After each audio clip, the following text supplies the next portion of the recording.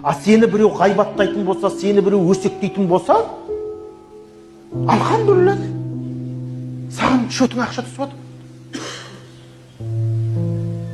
Кебаса, міне мынау өткенде сені жамандап отырған мынау десе, ой айналайын кеш, пешеніңнен сүйіп қояйын айналайын деп. Неге?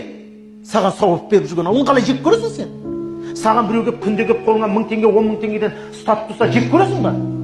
А сенің артыңнан ғайбат айтып, сені жамандап, сені өсектеп жүрген адам сені ұстап алда маңдайынан сүйіп жүр. Айналайын өркенің өсін, ұзақ жаса де. Өйткені ұзақ жасаған сайын саған көбірек сауап келеді. Көбірек жамандай түссін. Ұзақ жасаған жақсың. Айналайын өркенің өсін. Аман жүрші, тіл көзден аман бол деп қой жаңағы. Қалай жақсы көрмейсің саған сауап беріп атқан адамды?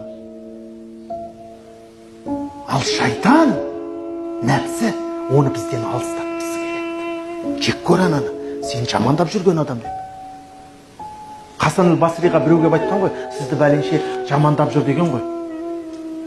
Мен не деймін депті. Іштен істемей, тегін келген сауапқа қош келдің демесінен басқа сөзім жоқ.